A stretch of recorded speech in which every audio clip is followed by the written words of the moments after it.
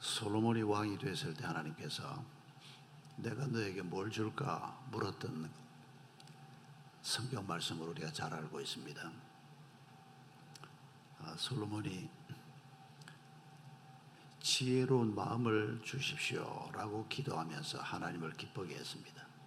하나님이 보실 때 하나님이 세운 왕 노릇을 잘 하려고 하면 그게 꼭 필요하다고 보셨다는 말씀입니다. 제가 아는 대학 교수 한 분이 장인이 집을 지어서 파는 일을 했습니다. 좀 옛날 얘기입니다. 강남이 처음 한참 개발되고 있을 때 제가 81년에 강남의 논현동에 교회를 맡아서 왔는데 그때 한참 집들을 짓고 팔고 하던 때입니다. 그런데 이 교수님이 학자입니다. 대학 선생님입니다. 교수 월급이 좀 빡빡했던지 장인이 하는 일을 배우고 싶다. 그래서 따라다니다가 집을 지어서 파는 일에 굉장히 쏠쏠한 재미가 있다는 걸 느끼고 양반이 사표를 낸 것도 아니고 차라리 사표를 내고 나왔으면 욕먹지 않았을 텐데 대학의 교수직을 걸어놓고는 계속해서 장인을 따라다니면서 장인이 너 그래도 괜찮겠냐 그러는데도 괜찮아요 그러면서 꽤 돈을 벌었답니다. 근데 학교에서는 엄청 욕을 먹는 게으른 선생이었고 결강하는 선생이었습니다. 제가 그 사람 얘기를 들으면서 저희 교회 집사님의 친구 얘기를 제가 들었는데 그 사람 얘기를 들으면서 만약 그 사람이 크리스찬이라면 뭔가 잘못 구하고 있는 게 아닌가 하는 느낌이 있었는데 수십 년 전에 벌써 한 30년 전 얘기인데 그 양반 생각이 갑자기 탁 떠오릅니다. 여러분에게는 하나님이 뭘 주시면 그리스도인으로서 여러분이 남은 생을 잘 살 수 있을 것 같습니까? 조그마한 거 구하지 마시고 하나님이 뭔가 하나 주시면 내 삶이 정말 형통해질 수 있는 것. 돈? 우리가 쉽게 그냥 주변에 쉽게 보는 게 돈이니까 또 힘이 있으니까 돈을 생각합니다만은 어제도 우리가 말씀 나누었지만은 돈은 못하는 게 굉장히 많습니다. 돈 때문에 오히려 문제도 많이 생깁니다.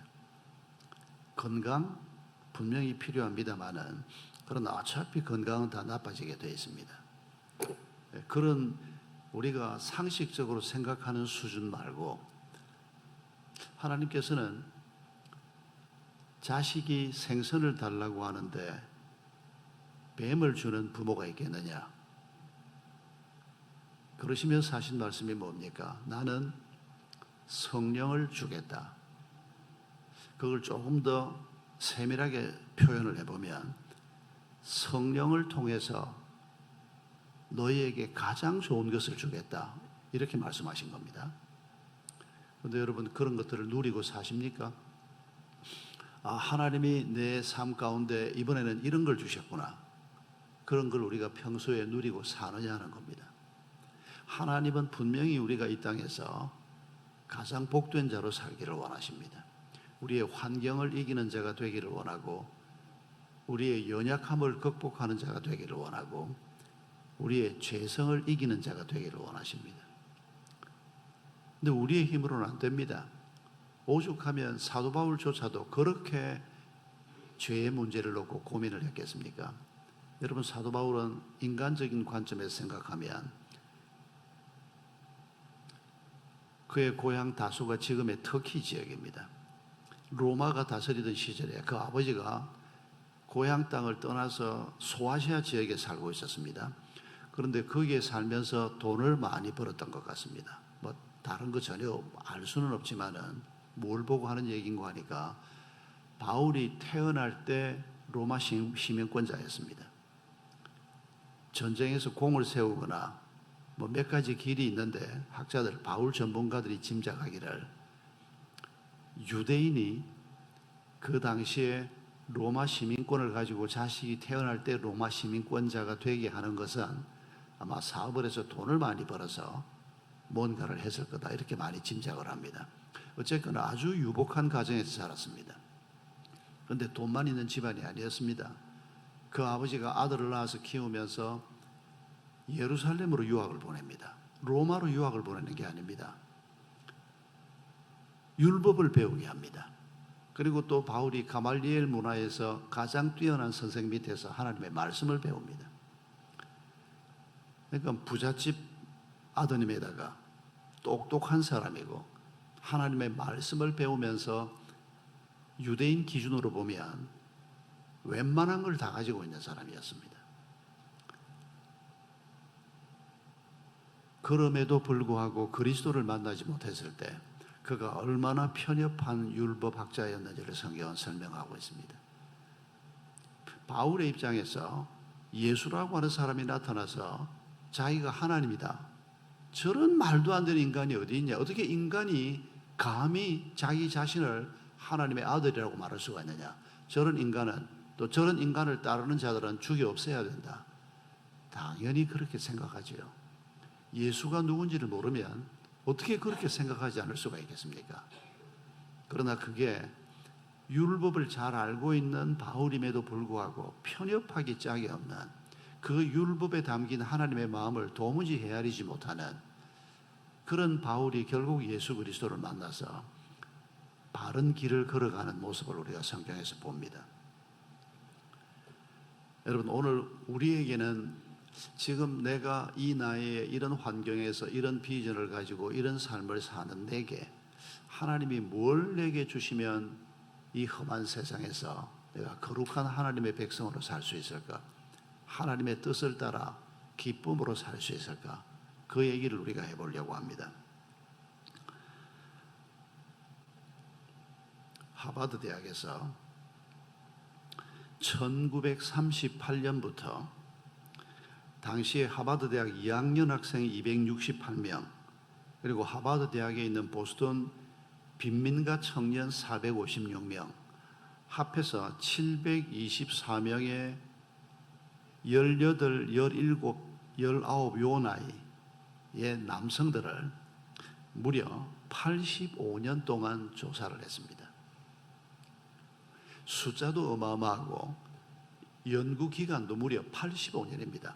이 85년은 이 724명이 다 죽을 때까지라는 얘기입니다. 여러분, 여기에 미국의 대통령도 한 사람 들어있습니다.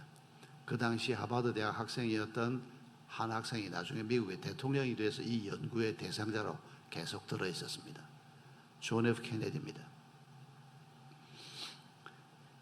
85년 연구 결과가 The Good Life라고 하는 제목으로, 그리고 부제가 뭐였는가 하니까 세상에서 가장 긴 행복 탐구 보고서라고 하는 제목으로 발간이 됐습니다. 우리 한국말로도 나와 있습니다. 아마 하버드 대학 행복 연구를 치면 아마 바로 영상이 뜰 겁니다. 한국말로 더빙되어 있는 영상도 나와 있습니다. 하버드 대학 이 연구팀의 주임 교수가 직접 설명하는 장면도 아마 접할 수 있을 겁니다. 그러니까 연구의 목적은 이 724명의 남성들이 여성들을 택하지 않은 것은 접촉의 어려움 때문인 것 같습니다. 그런데 724명의 남성들을 놓고 평생 연구한 게 뭔가 하니까 이 사람들이 혼자일 때는 이제 혼자에게 질문을 합니다. 그리고 이 사람들하고 미리 다 계약서를 씁니다. 이 사람들 주치의하고 정기적으로 이 사람들의 건강 보고서를 받습니다. 연락을 해서. 그리고 이 사람들이 직장에 들어가면 직장 상사 주변 사람들하고 계속 연락을 주고받습니다. 결혼한 다음에는 배우자에게, 애들이 좀 자라면 애들에게, 85년 동안을 한 사람이 죽을 때까지 이 사람이 언제 행복했던가, 무엇이 이 사람을 행복하게 만들었는가, 이걸 조사를 한 겁니다. 재미있는 것은 1975년에 두 남자를 그 연구 내용 중에 대조해 놓은 게 있는데, 1975년에 하버드 법대 출신의 존이라고 하는 변호사가 등장을 하고, 그 당시에 고등학교 선생이었던 레오라고 하는 선생 두 사람을 대조해 놓은 얘기가 들어있습니다. 하버드 법대 출신인 그 사람은 1975년에 연봉이 5만 8천 불이었습니다. 뭐 요즘 5만 8천 불 받아가지고는 뭐 푼돈이라 그러지만은 당시로서는 어마어마한 돈입니다. 그런데 고등학교 선생이었던 레오는 1년에 연봉이 한쪽은 5만 8천 불, 한쪽은 1만 8천 불입니다. 돈 차이만 놓고 생각하면 누가 더 행복할까요? 1년에 5만 몇천 불씩을 벌고 여기는 1만 몇천 불을 버니까 이게 돈 차이가 벌써 뭐 3배씩 됩니다. 얼마나 좋은 집에 살지 상상이 되시죠? 그런데 누가 더 행복했을까? 돈은 여기에서 전혀 중요하지 않다. 이게 이 연구의 결론입니다. 건강도 결정적인 것은 아니다. 왜냐하면 전부 다 건강이 나빠지기 때문입니다. 문제는 건강은 점점 나빠지고 문제는 자꾸 생기는데 돈 있다고 문제가 안 생깁니까? 좋은 학교 나왔다고 문제가 안 생깁니까? 인생에 여러 가지 문제가 생기는데 그걸 극복하는 힘이 얼마나 있으며 이거 신앙적인 얘기가 아닙니다. 신앙과는 전혀 상관없이 연구한 겁니다. 결론을 얘기하면 좋은 인간관계를 가지고 살았던 사람들이 행복하더라. 그게 결론입니다. 누구와의 좋은 인간관계일까요?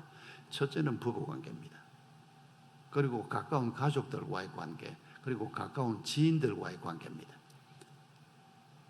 여러분, 우리가 평범한 사람이라도 가족들이 있고 그리고 가까이 친구들이 있지 않습니까? 그래도 뭐 마음 상하면 만나서 뭐 남편 욕도 좀 하고 뭐 마누라 얘기도 좀 하고. 남자들은 이런 거 잘 못합니다. 남자들은 아주 친한 친구하고 만나도 마음속에 있는 얘기를 잘 못하는 게 남자들의 속성입니다. 그래도 어느 정도 얘기할 수 있는 주변 사람들과의 관계를 잘 만들면서 살았던 사람들은 어려운 문제가 생겼을 때 그 어려움을 쉽게 넘기더라는 겁니다. 뭐 파산을 한다, 배우자가 죽었다, 이런 인생에서 경험하기 어려운 끔찍한 결과를 만났을 때도 돈 있는 사람이 잘 견디는 게 아니고 건강한 사람이 잘 견디더라, 그것도 아니고 좋은 관계를 가지고 있는 사람들, 이런 사람들이 괜찮아, 주변에서 같이 따뜻한 위로를 해주고, 이런 사람들이 정말 행복한 사람이더라. 이게 이 연구의 결과입니다. 여러분, 이걸 염두에 두고 에베소 말씀을 잠깐 생각해 봅시다. 우리가 읽은 이 에베소 편지의 첫 부분에서 하나님은 첫 번째 선물을 얘기하고 있습니다. 아니, 어떤 의미에서는 에베소 전체가 얘기하는 모든 선물의 집합이라고 말할 수 있는 가장 중요한 선물 얘기를 하고 있습니다. 선물이라는 단어는 없지만은, 여러분, 이 편지를 받은 에베소 교회 성도들 입장에서 우리가 한번 생각해 봅시다. 이 편지를 로마 감옥에 있는 바울이 썼습니다. 감옥에 있는 사람이 썼습니다. 이것부터가 편지가 범상치가 않습니다. 아니, 지금 로마에 있는 바울에게 편지를 사형수인 바울에게 편지를 쓰게 해서 이 편지를 에베소 교회가 받았습니다. 그리고 이걸 필사를 해서 주변 교회에다 돌립니다. 그 당시 성도들이 이렇게 편지를 읽는 겁니다. 그런데 편지를 받아 읽을 때 이미 어떤 성도의 남편이나 아들이나 친구 어디가 있겠습니까? 감옥에 가 있는 사람들이 있었습니다. 사자밥이 된 사람들이 있었습니다. 끔찍한 상황 가운데 있는 성도들에게 쓴 편지입니다. 2000년 교회 역사 속에서 가장 끔찍한 상황에 있었던 사람이다, 이렇게 말할 수 있는 사람들이 이 편지의 1차 독자들입니다. 우리가 힘들고 어려운 일이 있다 그러지만은 누구도 이 편지를 처음 받은 사람만큼 힘든 사람은 대한민국에는 없을 겁니다. 거의 없을 겁니다. 그런데 하나님이 이 편지를 왜 보냅니까? 격려하기 위해서. 이 편지를 읽고 힘내라는 겁니다. 여러분, 편지의 목표가 그거 아닙니까? 그러면 편지의 저자를 잘못 선택한 거 아닌가? 아닙니다. 여러분, 여기에서부터 우리가 하나님의 마음을 읽어낼 때 이 편지에 담긴 내용을 제대로 파악할 수 있을 겁니다. 부자가 막 세계 최고의 재벌이 편지를 썼으면 위로가 됐을까? 여러분 벌써 그건 잘못 생각하는 것이라니까요. 돈의 힘을 너무 과대평가하지 말라는 겁니다. 노벨 상을 받은 그런 대학자가 편지를 쓰면 거기에 지혜가 담겨 있을까? 아닙니다. 그런 지혜를 무시하자는 뜻은 아닙니다. 인간의 지혜를 가지고는 인간이 안고 있는 문제를 풀 수 없다. 그게 성경이 우리에게 가르치는 겁니다. 하나님만이 우리에게 우리의 문제를 해결할 수 있는 길을 알려주시는 분이다. 그게 성경의 가르침입니다. 그런데 바울이 누굽니까? 왜 하나님이 바울을 선택을 했습니까? 감옥에 있지만은 감옥에 묶이지 않는 능력을 하나님이 그에게 주셨다. 빌립보 4장에 나오는 말씀입니다. 에베소서와 비슷하게 써진 편지입니다. 에베소, 빌립보, 골로새 다 옥중 편지라 그러지 않습니까? 감옥에 잡혀 있으면서 쓴 편지인데 이 편지 속에 담겨 있는 바울이 경험한 하나님이 얼마나 놀라운 분인가를 생생하게 에베소, 빌립보, 빌레몬, 골로새 다른 글 속에도 성령의 감동으로 많은 말씀이 들어있지만은 특히 이 네 통의 편지에는 이런 관점이 들어있다는 것입니다. 그러면 여러분 오늘 우리가 방금 읽은 1장 첫 부분에서 하나님께서 우리에게 그리고 1세기 그리스도인들에게 주고자 하는 선물이 뭘까요? 읽었는데도 안 떠오릅니까? 여기에 무슨 선물이 담겨져 있나? 여러분 하나님이 뭐라고 얘기하십니까? 이 편지를 읽는 사람들에게 너희가 내게 누구냐? 여러분 이걸 먼저 얘기하지 않습니까? 누구라고 얘기합니까? 아들이라고 얘기합니다.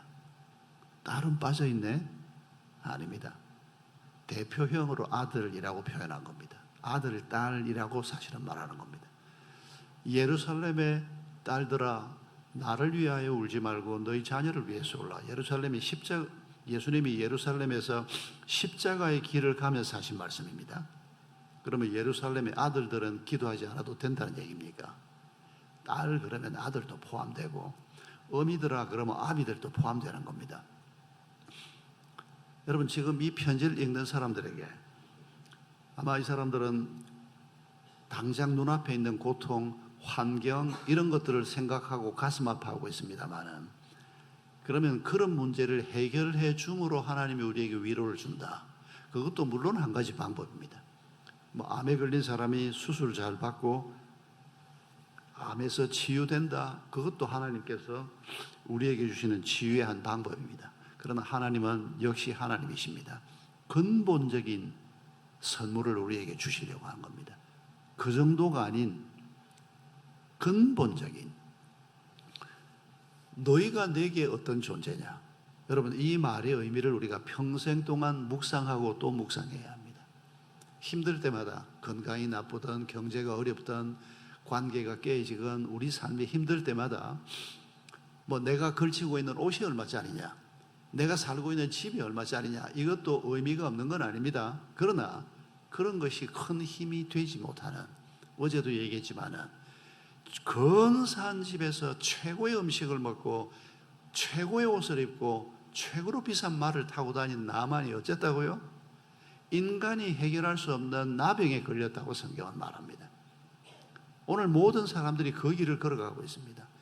죄로 말미암아 엉망진창이 되어 있는 인생, 여기에 돈을 갖다 부어도 안 되고 교양을 갖다 부어도 안 되고 건강을 갖다 부어도 안 되고 남녀 간의 근사한 사랑을 갖다 부어도 해결이 되지 않는다는 것입니다. 그런데 하나님이 해결하시는데 그 하나님께서 지금 말씀하시기를 너희들이 고통 가운데 있지만은 너희들이 내게 아들, 딸이다. 그러면 하나님은 우리의 아버지가 되시는 거 아닙니까? 여러분 하나님께서 우리에게 주시려고 하는 최고의 선물 바로 하나님과 우리의 관계라고 하는 것입니다. 하나님은 내 아버지가 아닙니다. 사실은 정확하게 말하면 아버지라고 예수님이 표현을 하셨는데 그건 오늘 우리가 쓰는 아빠라고 하는 말과 똑같은 말입니다. 저는 아버지를 한 번도 아빠라고 불러보지 못했습니다. 우리 때는 그런 말이 있었는지도 모르겠습니다. 제가 18살 때 아버지가 돌아가셨는데 항상 아버님이었습니다. 그래도 아바마마가 아닌 게 다행이죠. 여러분, 아바마마, 아버지, 아빠 다 누구를 지칭하는 줄 우리가 압니다. 그런데 어감이 너무 다릅니다. 아바마마 분명히 육신의 아버지입니다.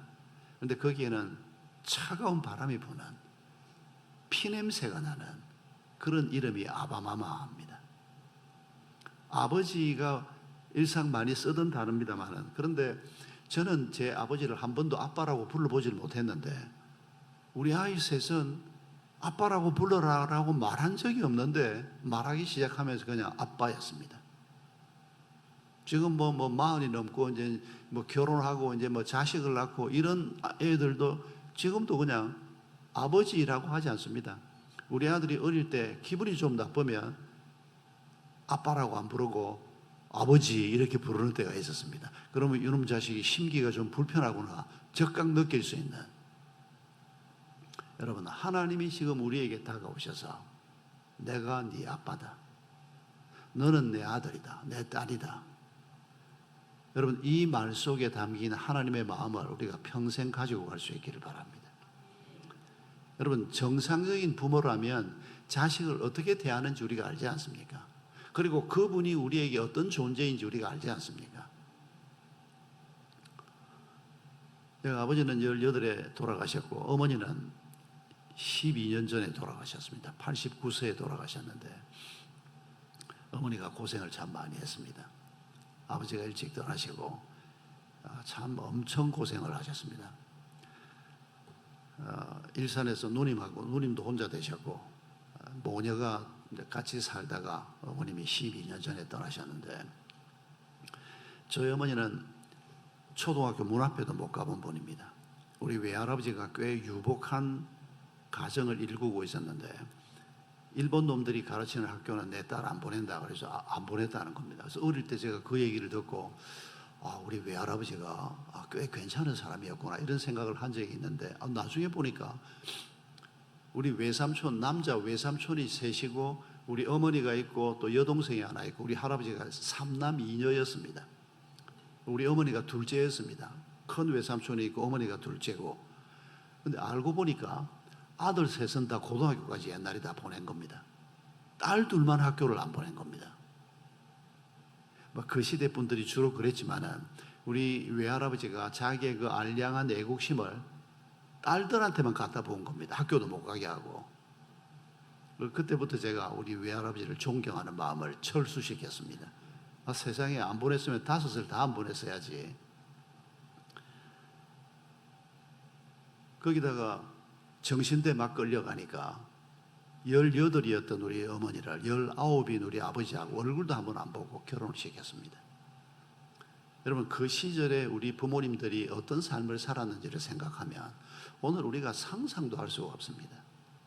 그걸 다 운명이라고 받아들이고 살았습니다. 우리 아버지가 돈을 꽤 벌어서 제가 태어났을 때 우리 아버지가 승승장구하던 때였다고 합니다. 사업이 잘 돼가지고 우리 동네에서 제일 큰 집에 살고 아주 잘 나가는 분이었답니다. 그런데 제가 초등학교 5학년 때 아버지가 파산을 했습니다. 지금도 제가 기억이 납니다. 집달리들이 와서 큰 우리 집에 와서 막 딱지를 갖다 붙이고 드라마에서 보는 쫓겨나서 하루아침에 길가에 나가는 딱 그 장면이 제가 초등학교 5학년 때 당했던 우리 집안 얘기였습니다. 우리 어머니가 참 그때부터 어렵게 힘들게 고생하면서 사셨습니다.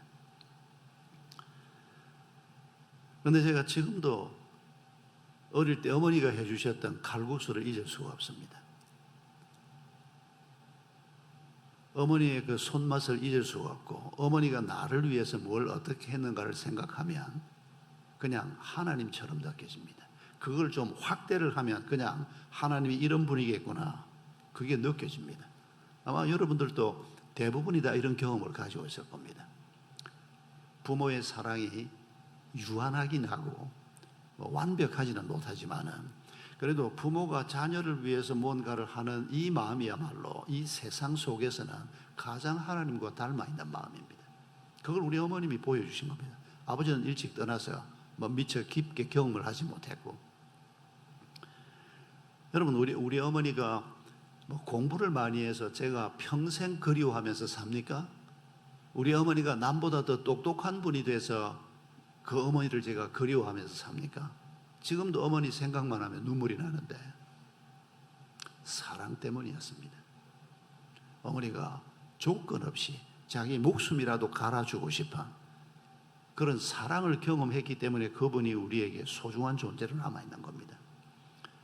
여러분, 하나님께서 지금 내가 네 아빠다, 너희가 내 자식이다 라고 말할 때 바로 이런 마음이 담겨 있다는 것을 기억해야 합니다. 표현은 단순한 표현입니다. 그러나 여러분, 어떻게 우리가 하나님의 자녀가 됩니까? 여기에 예수 그리스도의 생명이 들어가 있습니다. 예수 그리스도의 십자가가 여기에 들어 있습니다. 그것뿐 아닙니다. 예수님이 우리를 위해서 죽으시는 것으로 끝나는 게 아니고 죽음을 이기고 다시 사신 부활의 능력이 여기에 들어 있습니다. 내가 이기는 게 아닙니다. 나는 이길 수 없습니다. 나는 죄를 이길 수도 없고 늙어가는 것을 이길 수도 없고 못된 습관을 이길 수도 없고 이길 수 없습니다. 그런데 내 안에 하나님의 영이 계심으로 예수의 생명이 계심으로 우리가 그 생명을 의지하고 그 생명이 나의 생명이 되는, 그래서 내 안에 주가 살아계시고 내가 주 안에 있고 갈라디아 2장 20절 말씀처럼 이렇게 주님과 나의 관계가 정상적으로 유지가 되면 여러분, 이 관계야말로 우리를 보호하는 가장 중요한 안전장치라고 주님이 지금 말씀하고 계시는 것입니다. 이 관계 속에서 모든 공급을 받는 것입니다. 비슷한 얘기를 조금 다르게 표현한 게 요한복음 10장 표현인데 헷갈립니다. 10장인지 15장인지 확인은 여러분이 하시고, 예수님이 이렇게 말씀하셨지 않습니까? 내 아버지는 농부요 나는 포도나무다. 그리고 우리는 뭐라고 얘기합니까? 가지라고 얘기합니다. 여러분, 열매는 어디에 맺힙니까? 가지에 맺힙니다. 그러면 우리가 나무인 예수 그리스도에게 잘 붙어 있으면 여러분, 이 가지가 내가 이번 가을에 열매를 맺어야지, 내가 사과를 맺어야지, 가지는 그런 힘이 없습니다. 그냥 가지가 할 수 있는 건 나무에 잘 붙어 있기만 하면 됩니다. 그거 외에는 가지가 할 수 있는 거 없습니다. 그리고 지가 하는 게 아닙니다. 뿌리에서부터 수분과 영양분을 끌어올려서 공급을 하는 겁니다. 그러면 잘 붙어 있기만 하면 그 나무가 사과나무면 사과를 맺게 되어 있고 배나무면 배를 맺게 되어 있습니다. 우리가 예수 그리스도에게, 하나님에게 잘 붙어 있으면, 잘 연합해 있으면 어떤 것도 우리를 이길 수 없다는 것입니다.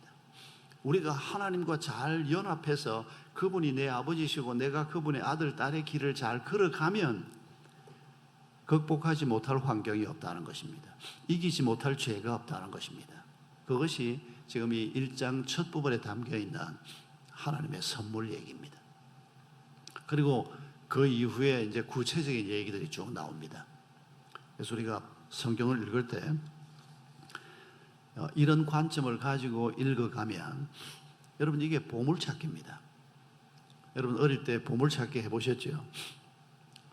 저는 초등학교 1학년부터 6학년까지 보물찾기를 거의 소풍만 가면 보물찾기를 하고 가끔씩은 또 다른 데서도 보물찾기를 하는데 놀랍게도 단 한 번도 보물을 찾아본 적이 없습니다. 어쩌면 내 손은 그렇게 피해 다니는지, 애들이 어디 한쪽 구석에서 그걸 찾아서 찾았다 하는데 그때 그 낭패감 지금도 기억이 납니다. 쟤는 찾는데 왜 내한테는 안 걸리냐. 여러분, 성경을 읽으면서 하나님이 여기에서 이렇게 말씀하셨구나, 여기에는 이렇게 말씀하셨구나. 그래서 시편 기자가 성경 말씀, 하나님의 말씀을 놓고 말씀이 꿀송이처럼 달다. 여러분, 이거 과장법 아닙니다. 과장법 아닌 걸 경험하시기 바랍니다. 꿀송이보다 달다. 정말 말씀 속에서 우리가 이 기쁨을 얻어야 합니다. 그래야 하나님과 나의 관계가 뭔지를 알게 되고 하나님이 나를 얼마나 귀히 여기는지를 알게 되는 겁니다. 그리고 우리가 얼마나 작은 자인지도 알게 되고. 여러분, 우리가 이 은혜로 살아갈 수 있음을 주님께서 말씀하시는 것을 기억하면서 말씀을 맺으면서 이 말씀을 하나 드리고 싶습니다. 저희 큰딸이 초등학교 한 2학년이나 됐을 때인 것 같습니다. 그때 금요일 날 교회에서 이제 소그룹 모임을 마치고 체력이 좀 남고 기도하고 싶은 사람은 교회로 와라. 그래서 이제 10시에 심야 기도회를 했습니다. 10시부터 한 12시까지 같이 기도회를 하고 12시 이후에는 갈 사람은 가고 또 근무하는 사람들도 뭐 일찍 가기도 하고, 그러면 이제 금요일 저녁 기도회가 끝나고 집에 들어가면 보통 한 12시 한 반쯤 됩니다.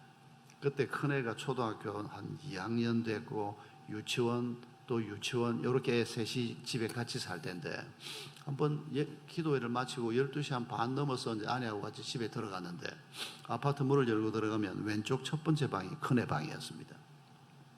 불이 켜져 있는 겁니다. 12시 반인데. 그래서 얘가 불을 안 끄고 자나 하고 제가 가만히 이렇게 문을 열고 보니까 얘가 책상에 앉아서 공부를 하는 겁니다. 왜 안 자고 지금까지 공부를 하고 있냐 그랬더니 아빠 내일까지 시험이잖아 이러는 겁니다. 우리 큰애는 스타일이 좀 성격이 그런 애였습니다. 막 지면 못 살고 막 1등 못하면 막 앉아서 울고 그냥 100점 못 받으면 막 그냥 안타까워하고. 근데 우리 둘째 셋째는 그런 애들이 아니었습니다. 같은 자식들인데 뭐 시험인데도 고등학생이 엄마하고 드라마 보고 앉아 있습니다. 너 내일 시험이라며. 그러니까 아유 아빠는 뭘 또 그런 말씀을 하시나 이러고 나 어떻게 앉아 있나. 지금도 우리 둘째는 그런 식으로 살고 있고, 어쩌면 성격이 그렇게 다른지. 그런데 어쨌거나 초등학교 2학년밖에 안 된 애가 뭐 시키지도 않는데 혼자서 공부를 하고 있는 모습이 보기가 좋더라고요. 그래서 제가 너 시험 결과하고 상관없이 내일 시험 끝나고 나면 뭐 하고 싶냐? 아빠가 상을 줄게.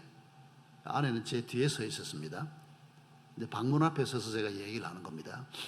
그러니까 얘가 아빠 정말이요? 나 용돈을 좀 주세요.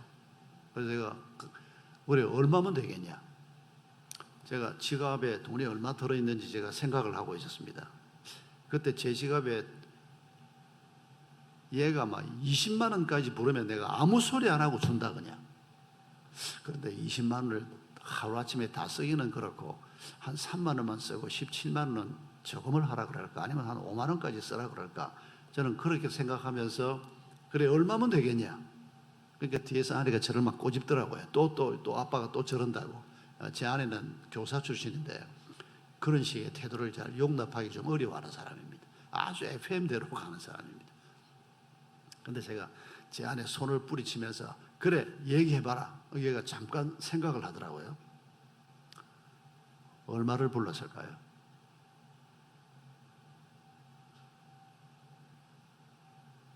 3,000원 그랬습니다. 나는 20만 원 줄 작정을 딱 하고 있는데, 그래서 3,000원 가지고 뭐 할 건데 그랬더니 내일 시험 끝나면 지 친구 현아하고 둘이서 초등학교 바로 앞에 우선에 떡볶이부터 한 접시 먹고, 그리고 옆에 풍선 사고 뭐 사고 또 애들 그때 A4 크기의 뭐 양장 한복 이런 거 그림 그려놓고 인형에 이래 옷 갖다 걸치고 하는 그거 사고 뭐 사고 하는데 한 대까지를 사겠다고 얘기하는데도 3,000원이면 충분하더라고요. 아빠는 20만 원 준다 그러지 않습니까? 그런데 우리 하나님 아버지는 뭘 주실 것 같습니까? 하나님은 어마어마한 걸 우리에게 주려고 하는 겁니다. 그런데 우리는 맨날 3,000원 그러고 앉아 있는 겁니다. 3,000원이 잘못 구한다는 뜻은 아닙니다. 초등학교 2학년짜리가 뭐 떡볶이도 하나 먹고 아이스크림도 하나 먹고 뭐 풍선도 하나 사고 그게 얼마나 쏠쏠한 재미입니까? 하나님이 그걸 무시하거나 그걸 몰라 하는 건 아닙니다. 우리가 살면서 이런저런 거 필요하지 않습니까? 그러나 그게 전부라고 생각하고 살면 안 된다는 겁니다. 우리 아버지 하나님은 어마어마한 거, 우리가 상상도 할 수 없는 이런 것들을 자식인 우리에게 주시기 위해서 매일 선물 보따리를 들고 우리를 기다린다고 한번 상상을 해보십시오. 그런데 우리는 아유 바빠요. 지가 바빠봐야 뭘 큰일을 할 건데, 뭐 바빠서 성경 읽을 시간도 없고, 뭐 바빠서 예배 드릴 시간도 없고, 바빠서 뭐 그렇게 살다가 도대체 어디로 가려고? 하나님이 우리를 보면 얼마나 답답해 하실까? 하나님은 지금 뭐 선물 보따리를 들고, 야야 너는 지금 요런 게 또 꼭 필요한데, 아유 바빠요 바빠. 그리고는 3,000원. 이 장면이 자꾸 떠오릅니다. 여러분 3,000원도 구하셔야죠. 뭐 3,000원도 구해야 되지 않겠습니까? 저도 한번 암을 알았으니까, 뭐 지금 이제 7년이 됐으니까 뭐 일단은 완치 판정은 받았지만은, 그래도 이제 암을 한번 앓은 사람들은 그렇지 않은 분보다 재발 확률이, 다시 암에 걸릴 확률이 굉장히 높다고 의사가 얼마나 겁을 주는지. 우리 장로가 주치의가 되어 놓으니까 제가 이제 지금 현재는 혈압약 말고는 먹는 게 없는데, 한 석 달에 한 번 약을 타러 가면 막 얼마나 잔소리를 하는지, 젊은 친구가. 그래서 참 고맙습니다. 뭐 싱겁게 먹어야 됩니다. 운동해야 됩니다. 커피 마시면 안 됩니다. 제가 커피 좋아하는데 한 3년째 커피는 지금 카페인을 못 먹고 있습니다. 청량음료 마시면 안 됩니다. 하도 난리를 떠니까 제가 결국 안 먹게 됩니다. 얼마나 고맙습니까? 그런 잔소리 해주는 게. 그런 것도 중요하지 않습니까? 아니 뭐 제가 콜라를 엄청 좋아했는데, 카페인 없는 콜라도 있긴 있지만은 거기도 아주 없지는 않답니다. 그 소리 듣고 난 다음에는 제로 콜라도 안 먹습니다. 이제는. 누구 때문에? 우리 의사 선생님, 우리 이장로 때문에. 뭐 쏠쏠한 작은 이런 것들도 우리가 누리면서 조심하면서 살아야죠. 이 몸이 보통 몸이 아니지 않습니까? 예수님이 자신의 생명을 주고 사신 몸입니다. 이게 성질 난다고 그냥 술 갖다 붓지 마시고, 성질 난다고 몸 함부로 하지 마시고 조심조심 하셔야 합니다. 그러나 더 중요한 것, 하나님께서 상상도 할 수 없는, 내가 꿈도 꾸지 못했던 이런 귀하고 좋은 것들을 우리에게 날마다 공급하시려고 기다리고 계시는 분입니다. 그분이 우리의 아버지십니다. 그분이 우리의 아빠십니다. 오늘도 우리가 그분에게 기도하려고 하는 겁니다. 여러분, 힘들 때마다 이 아빠를 생각하면서 어려움을 극복할 수 있기를 바랍니다. 나는 상상도 되지 않지만은 어떻게 극복할지 하나님은 대안이 있습니다. 가장 좋은 대안이 있는 분입니다. 그걸 우리가 믿는 겁니다. 이 믿음으로 오늘도 또 우리의 남은 길도 힘차게 걸어갈 수 있기를 바랍니다.